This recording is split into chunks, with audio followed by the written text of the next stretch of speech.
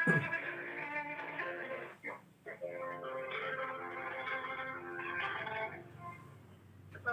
warahmatullahi wabarakatuh. Selamat pagi pendengar setia Pro 1 RS. Kembali di kajian Mutiara Pagi hadir menemani ruang dengar Anda. Dan hari ini tidak terasa sudah memasuki hari Senin terakhir di 2025. Rasanya waktu berjalan begitu cepat. Detik demi detik berganti, hari minggu demi minggu begitu ya. Bagi sebagian orang biasanya akan mengisi pergantian waktu seringkali mengingatkan kita akan sesuatu yang sangat berharga, yaitu usia pendengar. Dan untuk pagi ini kita akan berdiskusi sama-sama. Anda berikan untuk di 081 kali 4200 ada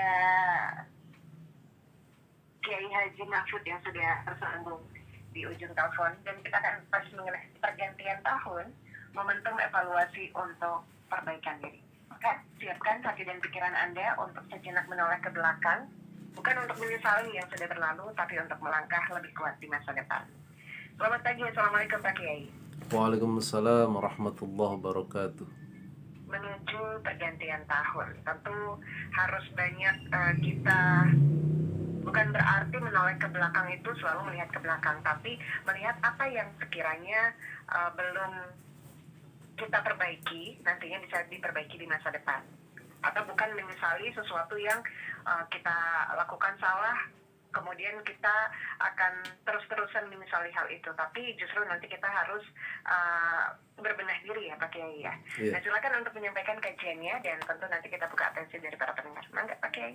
Baik. Bismillahirrahmanirrahim. Assalamualaikum warahmatullahi wabarakatuh. Waalaikumsalam warahmatullahi wabarakatuh. Alhamdulillah. Alhamdulillahi rabbil alamin. Wal aqibatu lil muttaqin. Fala udwana illa 'alal zalimin. Asyhadu an la ilaha illallahul malikul haqqul mubin. وأشهد أن محمدا عبده ورسوله الصادق الوعد الأمين اللهم صل وسلم وبارك على سيدنا محمد وعلى آله وصحبه أجمعين لا حول ولا قوة إلا بالله العلي العظيم أما بعد اللهم فقهنا في الدين وعلمنا التأويل Allahumma ja'alna min ibadika salihin. Allahumma ahsin aqibatana fil umuri kulliha wa ajirna min khizyid dunya wa azabil akhirah. Amin ya rabbal alamin. Kaum muslimin muslimat, para pendengar Mutiara Pagi RRI Pro 1 Bogor yang dimuliakan Allah Subhanahu wa taala. Kita berada di hari Senin terakhir di tahun 2025. Tentunya tidak lain bagi kita selain syukur kepada Allah Subhanahu wa taala. Karena hakikatnya hanya Allah lah yang patut kita syukuri, kepadanya kita berserah diri, dan kepadanya kita memohon pertolongan serta kehidupan yang lebih baik.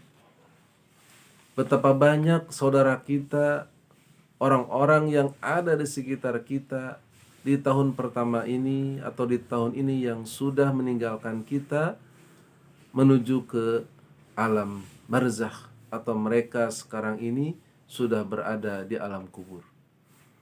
Oleh karena itu cukup menjadi pelajaran bagi kita bahwa hidup ini bersifat sementara. Dan orang yang bijak adalah orang yang senantiasa mampu melihat masa yang sekarang untuk persiapan hari esok. Mampu mengevaluasi diri agar menjadi lebih baik dari yang sebelumnya. Maka tema kali ini adalah pergantian akhir tahun, yang itu menjadi momentum bagi kita untuk evaluasi menjadi pribadi yang lebih baik. Hadirin hadirat jamaah yang berbahagia. Dalam sebuah asar atau perkataan dari Sayyidina Umar bin Khattab radhiyallahu an, beliau menyampaikan, ini ada dalam kitab Muhasabatun Nafs yang ditulis oleh Al-Imam Ibnu Abi Dunya. Di situ tercantum adalah hasibu anfusakum qabla an tuhasabu. Hisablah, evaluasilah diri kalian sebelum kalian nanti dievaluasi. Wazinuha qabla an tuzanu. Timbang-timbanglah amal-amal kalian sebelum nanti kalian ditimbang amalnya oleh Allah. Fa innahu ahwanu alaikum fil hisabi ghadan an tuhasibu anfusakumul yaum. Sesungguhnya orang yang nanti di akhirat hisabnya akan ringan adalah orang yang senantiasa menghisab dirinya pada saat ini. Watazayyinu lil ardil akbar. Maka berhiaslah, ya, berhiaslah diri kalian. Watazayyanu, berhiaslah amal-amal kita agar baik untuk nanti persiapan yaumil mahsyar, di tempat di mana dikumpulkannya manusia secara keseluruhan. Ma'asyiral muslimin rahimakumullah. Muhasabah atau introspeksi, evaluasi diri, ini adalah sangat penting. Karena setidaknya dengan evaluasi diri ini, sebagaimana yang dikatakan oleh Sayyidina Umar tadi, adalah orang-orang yang itu memiliki persiapan, memiliki target yang jelas, ya, dan dia visioner. Nah, tata cara muhasabah atau mengevaluasi diri ini yang pertama adalah dengan mengintrospeksi diri kita secara rutin. Kita menilai niat kita, nilai ibadah, ya, bagaimana agar niat ini sudahkah orientasinya adalah ibadah atau belum? Apakah selama ini dalam hati kita lebih banyak diniatkan untuk ibadah atau selain ibadah? Kalau itu selain ibadah, maka segera niat ini kita luruskan. Kalau sholat, kalau puasa, ya, zakat, umroh, haji, dan seterusnya, itu bisa jadi kita diniatkan untuk ibadah. Namun, acap kali kita lupa saat kerja, saat kita mendidik anak, saat kita membawa kendaraan, itu niatkan dari awal adalah untuk ibadah. Dengan niat itu, maka orientasi hidup kita akan sejalan untuk ibadah kepada Allah. Begitu pula ucapan dan perbuatan. Yang kedua adalah muhasabah ini dikategorikan sebagai taubat yang cepat. Jadi atau cepat-cepat bertaubat. Sebab ada peribahasa ajilu bitaubati qoblal maut. Bersegeralah, cepat-cepatlah untuk bertobat sebelum kematian itu menjemputnya. Nah, selama kita masih ada ruh di kandung badan, masih ada hidup belum sakaratul maut, maka disitulah tobat kita masih diterima oleh Allah. Namun sangat disayangkan apabila kematian itu sudah menjemputnya, sementara dia dalam keadaan tidak beriman, dalam keadaan ingkar, dalam keadaan jauh dari Allah, maka itu bisa dikategorikan sebagai su'ul khotimah, ya. Dan tidak tahu kapan kita meninggal dunia, sehingga tidak ditunda-tunda untuk tobat ini. Sesegera mungkin mulailah dari yang kecil, dari yang ringan, sampai nanti setelah rutin dilakukan, continue, konsisten, maka itu lebih baik daripada melakukan kebaikan sekaligus banyak, namun setelah itu tidak melakukannya. Yang ketiga, tentu muhasabah ini memiliki nilai mempersiapkan diri ke akhirat.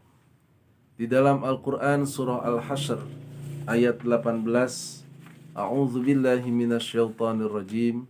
Bismillahirrahmanirrahim. Ya ayyuhalladzina amanu taqullaha wal tanzur nafsum ma qaddamat lighad wattaqullaha innallaha khabirum bima ta'malun.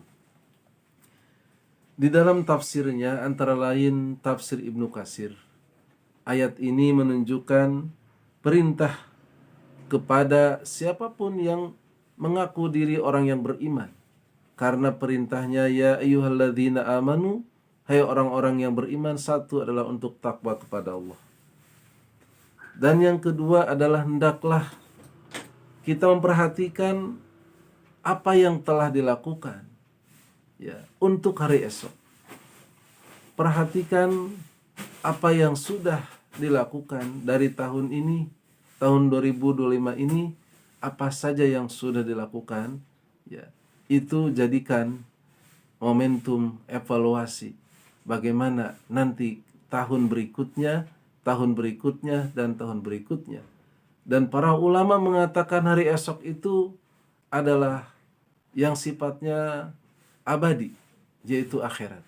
Sehingga setiap tahun, pergantian tahun, mau 2025 kah, 2026 kah, 2027 dan seterusnya, bahkan ada kategori 2045 yang disebut sebagai Indonesia Emas, itu semuanya harus bermisi sampai ke akhirat. Karena pergantian tahun itu tidak ada arti apa-apa kalau orientasinya hanya dunia. Karena dunia ini sifatnya sementara. Mungkin kita akan meninggal ya di waktu-waktu yang cepat atau waktu yang lambat. Yang jelas, kalau kita menginginkan hidup selamanya pun, dunia akan hancur. Dan yang kekal abadi adalah akhirat, sehingga persiapkan dari tahun ke tahun amal ibadah kita atau hidup kita orientasinya adalah akhirat. Oleh karena itu, hadirin jamaah yang berbahagia, di dalam surah Al-Kahfi ya 46, di situ disebutkan oleh Allah, al-malu wal banuna zinatul hayatid dunya wal baqiyatus salihatu khairun 'inda rabbika thawaban wa khairun amala. Ya, harta, anak, ya dan seterusnya, termasuk jabatan, pekerjaan dan lain-lain, itu sering dijadikan sebagai perhiasan atau kebanggaan hidup di dunia. Namun perlu kita ketahui bahwa yang kekal abadi amal-amal solih. Yang kekal abadi kalau harta itu digunakan untuk hal-hal yang baik, anak kita diarahkan untuk menjadi anak yang baik, pangkat dan jabatan kita digunakan untuk mencari kebaikan dan kemaslahatan bagi kita, keluarga dan juga sesama. Itulah yang nanti akan sampai ke akhirat. Wallahu a'lam bishawab. Demikian. Ya, baik. Terima kasih Pak Kiai untuk pemaparan awal yang disampaikan, dan kita akan manfaatkan waktu sebaik-baiknya untuk bisa menampung atensi dari para pendengar, tentunya juga menjawab pertanyaan-pertanyaan yang disampaikan. Kita mulai terlebih dahulu dari Bapak Abdul Muhi di Curug Mekar, Pak Kiai. Yeah. Selamat pagi, Assalamualaikum untuk Pak Kiai dan juga kru RRI Bogor serta para pendengar setia Mutiara Pagi. Semoga dalam lindungan Allah Subhanahu wa Ta'ala. Memaknai pergantian tahun menurut Islam adalah momen untuk muhasabah atau introspeksi diri, refleksi atas amal perbuatan dan juga perencanaan untuk lebih baik dengan meningkatkan iman dan takwa, bukan sekedar euforia, dengan fokus pada evaluasi penggunaan waktu yang telah berlalu sebagai bekal menuju akhirat, sesuai dengan ajaran Al-Quran dan Sunnah tentang pentingnya waktu. Tapi mengapa Pak Kiai di era Gen Z ini justru anak-anak kita yang muslim suka over dalam merayakannya? Bagaimana menanggapi fenomena ini Pak Kiai? Syukran atas jawabannya. Wassalamualaikum warahmatullahi wabarakatuh. Ya, terima kasih Bapak Abdul Muhi ya, Curug Mekar. Kita sedikit dalam hal ini banyak muhasabah, khawatir keberadaan Gen Z ini ya itu diakibatkan oleh kita juga yang kerap kali lalai membiarkan dan bahkan mendukung apa yang mereka lakukan. Kalau itu yang mereka lakukan adalah baik untuk diri mereka, masa depan mereka, kita dukung sepenuhnya. Tapi kalau itu buruk, maka kita ingatkan dan kita sampaikan sisi-sisi yang baik sekaligus mengoreksi apa yang telah mereka lakukan. Tentu merayakan pergantian tahun itu bukan dengan euforia. Untuk apa euforia yang sesaat namun pedihnya selamanya? Buat apa kebahagiaan mereka di malam pergantian tahun itu dengan tertawa, ya bahkan naudzubillah, ya ada yang melakukan maksiat di dalamnya. Ya, buat apa? Setelah itu mereka meninggal dunia, yang ada adalah kesengsaraan. Nah, tentu sebagai orang tua pun kita terbawa di dalamnya ketika membiarkan kita pun masuk ya berdosa karenanya. Maka wajib bagi kita orang tua untuk mengingatkan sekaligus mencegah mereka kalau mereka akan melakukan kemungkaran. Dan jika mereka mengisinya dengan acara syukur kepada Allah, dengan cara berzikir, dengan menjadi panitia santunan, panitia dalam hal ini kebaikan-kebaikan yang disebarkan, maka kita dukung semata-mata adalah karena ibadah kepada Allah Subhanahu wa taala. Demikian. Baik, kita lanjut ke pertanyaan berikutnya. Pak Kiai, ada Ibu Rahma di Kabupaten Bogor. Assalamualaikum Pak Kiai. Assalamualaikum warahmatullahi wabarakatuh. Mendengar bahasan tadi, saya jadi sedih katanya. Merasa tahun ini rasanya waktu saya habis begitu saja untuk hal-hal yang kurang manfaat. Seperti terlalu banyak main HP Pak Kiai. Sementara hafalan surat saya ini tidak bertambah. Bagaimana ya Pak Kiai cara memulainya lagi di tahun depan? Ya, terima kasih Bu Rahma di Kabupaten Bogor ya. Nah, inilah kita ingat selalu bagaimana Allah Subhanahu wa taala bersumpah ya di dalam surat yang sering kita hafal namun banyak yang kurang masuk, termasuk saya sendiri dengan surat ini ke dalam hati. Sanubari kita harusnya setiap apa yang kita baca dari Al-Qur'an ya itu pun kita amalkan, yaitu bersumpah dengan wal asri, demi masa, demi waktu asar. Nah itu ulama berbeda pendapat. Ada yang mengatakan demi waktu, ada yang mengatakan demi waktu asar. Kalau demi waktu berarti seluruh waktu Allah bersumpah, dan waktu itu adalah sangat penting. Kita melalaikan waktu itu, maka waktu itu akan melibas kita. Tahu-tahu ajal sudah berada di hadapan kita, sementara amal ibadah kita belum banyak. Nah, ada juga yang mengatakan waktu asar, karena asar ke maghrib itu cepat. Nah, itu pun sama artinya.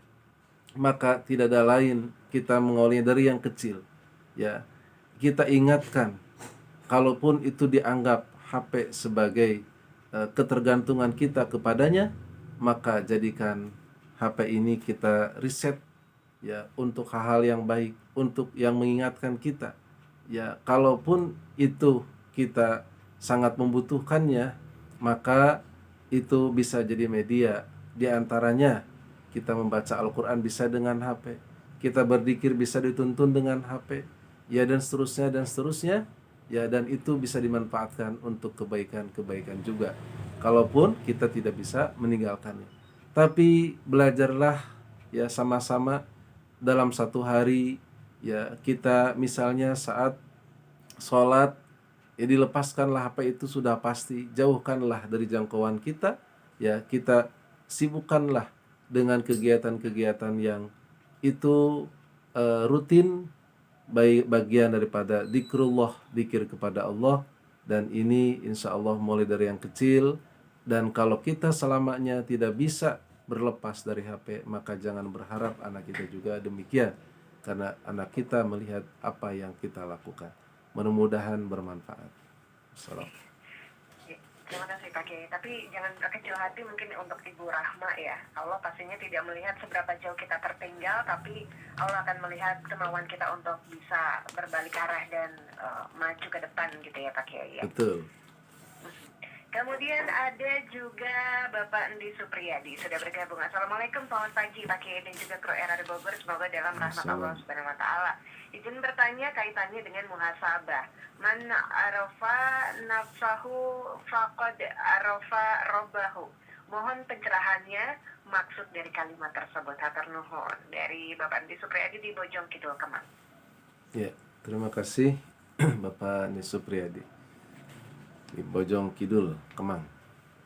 Nah, kalimat ini adalah kalimat yang populer khususnya di kalangan para ulama akhlak atau para ulama tauhid. Man arafa nafsahu faqad arafa rabbah. Siapa yang mengenal dirinya, maka dia mengenal Tuhannya. Kita oleh Allah Subhanahu wa taala diperintahkan untuk beribadah, bahkan diberikan tuntunan berupa Al-Qur'an, panduan yang jelas disampaikan oleh Rasulullah dalam hadis-hadisnya, diperjelas, ditafsirkan, dicontohkan oleh sahabat dan generasi setelahnya, dan tentu itu adalah bagian dari kita untuk mengenal siapa pencipta kita, untuk apa kita diciptakan, dan bagaimana ya nanti kita menghadapnya. Apakah di sini kita mengenal diri sendiri atau tidak? Kalau kita tidak mengenal diri sendiri, siapa diri kita, untuk apa kita diciptakan, ya sudah berapa banyak nikmat atau anugerah yang kita terima dari atas sampai ke bawah, dari mulai diri kita dan juga keluarga.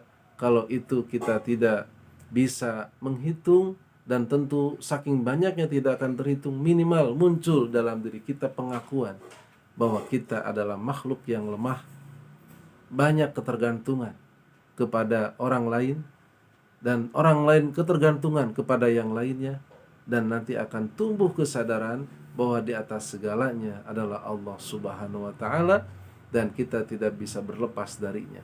Maka kalau kita tidak mengenal diri sendiri, maka kita tidak selamanya akan mengenal Allah Subhanahu wa taala. Oleh karena itu, kenalilah diri sendiri, ya, tujuan hidup, visi misi kita, dan nanti akan tersambung dengan mengenal kepada pencipta kita, Allah Subhanahu wa taala. Dan tentunya tidak mungkin kita mengenal diri sendiri tanpa ada guru yang membimbingnya. Ya, disinilah mutlak dibutuhkan. Khawatir nanti justru yang berujung pada kesesatan, ya, alih-alih untuk mengenal Allah, yang ada malah menjauh dari Allah. Yang kita kenal bukan Tuhannya Allah, atau bukan Tuhan Allah Subhanahu wa taala, ya, yang kita kenal adalah selain Allah. Dan tentu ini adalah sebuah kerugian, bahkan sebuah kesesatan. Wallahu a'lam bishawab. Baik. Bapak Endi Supriyadi sudah dijawab juga oleh Pak Kiai, dan masih ada pertanyaan berikutnya dari Ibu Supriyati di Sindang Barang. Assalamualaikum Pak Kiai, izin bertanya, bagaimana bisa meningkatkan keimanan kita supaya jadi orang yang kuat iman, tidak mudah tergoda oleh keadaan dunia yang rumit? Betul Pak Kiai, memang dunia ini semakin rumit ya, dan selalu saja ada godaannya. Wassalamualaikum, mohon pencerahannya. Ya, waalaikumsalam warahmatullahi wabarakatuh. Ibu Supriyati di Sindang Barang. Ya, orang yang hidup pasti dia akan siap untuk mati. Orang yang takut mati jangan hidup. Ya, artinya ini sering kita dengarkan dari beberapa penceramah, dan tentunya menjadi bagian penting bagi kita untuk mengingat bahwa hidup ini memang menunggu kematian. Ya, sehingga jangan dibuat rumit, jangan dibuat susah. Yang susah itu adalah ketika hidup ini orientasinya adalah untuk dunia. Baru kita merasa susah. Tapi kalau hidup ini orientasinya adalah untuk akhirat, ya, maka jangan dibuat susah. Bagaimana caranya? Caranya adalah saat kita menerima nikmat dari Allah, terimalah dengan penuh kesenangan, dengan penuh kegembiraan. Ya, mulai nikmat mata, nikmat telinga. Orang lain itu banyak yang di bawah kita, tidak sebahagia kita. Muncullah kebahagiaan itu dalam diri kita, dan nantinya akan muncul rasa syukur kepada Allah Subhanahu wa taala yang memberikan nikmat. Kalau selamanya melihat ke atas, ya, kenikmatan-kenikmatan ini kita belum seberapa dibanding orang lain, ya, nantinya tidak akan bersyukur. Namun kalau kita ingin memotivasi diri untuk akhirat, lihatlah ke atas. Ya, ketika orang lain dalam hal ini kok mereka gajinya biasa-biasa saja, tidak sebanyak kita tapi bisa bersedekah. Mereka itu orangnya kok tidak sesibuk saya, ya, tapi mereka tetap senyum dengan penghasilan yang seadanya. Ada juga yang lebih sibuk dari saya tapi masih menyempatkan untuk ngaji. Limaris ta'lim, menambah ilmu pengetahuan, ya, menambah silaturahim dengan tetangga dan sebagainya. Itu adalah kita melihat kalau orientasinya akhirat, orientasinya adalah untuk amal yang lebih baik, maka kita lihat ke atas. Tapi kalau orientasinya adalah dunia, kenikmatan yang kita terima, kita lihat ke bawah, masih banyak di bawah kita yang kekurangan, sehingga akan memunculkan kepedulian sosial, akan memunculkan rasa syukur ke dalam diri kita, menerima dengan penuh qanaah dari Allah Subhanahu wa taala. Nah, inilah insya Allah setiap hari, setiap saat, kalau kita dekat dengan orang-orang yang solih, dinasehatin, dekat orang-orang yang baik, kita ikut baik, maka iman ini ketika mau turun, ditarik lagi ke atas, mau turun, naik lagi ke atas, dan selamanya mudah-mudahan konsisten dalam kebaikan. Wallahu a'lam. Terima kasih Pak Kiai. Sebelum kami akhiri, mungkin ada doa penutup akhir tahun yang ingin disampaikan kepada pendengar. Baik. Bismillahirrahmanirrahim. Allahumma salli ala Sayyidina Muhammad wa ala ali Sayyidina Muhammad. Alhamdulillahi Rabbil Alamin. Hamda syakirin, hamda yuwafi ni'amahu wa yukafi mazidah. Ya Rabbana lakal hamdu kama yanbaghi li jalali wajhikal karim wa 'azimi sultanik. Ya Allah, ya Rabb, ya Tuhan kami, di Senin terakhir tahun ini kami bersimpuh di hadapan-Mu ya Allah. Tidak ada Tuhan selain-Mu, dan kami memohon dengan penuh keterbatasan kami, ketidakmampuan kami, ya Allah, mudah-mudahan Engkau mengampuni atas dosa-dosa yang kami lakukan. Ya Allah, mudah-mudahan tahun yang akan datang itu menjadi tahun yang lebih baik bagi kami, bagi keluarga kami, bagi tetangga-tetangga kami, bagi saudara kami semuanya ya Allah, lebih baik untuk hal ibadah kepadamu, lebih baik dalam hal rizki, dan lebih baik dalam hal pengharapan.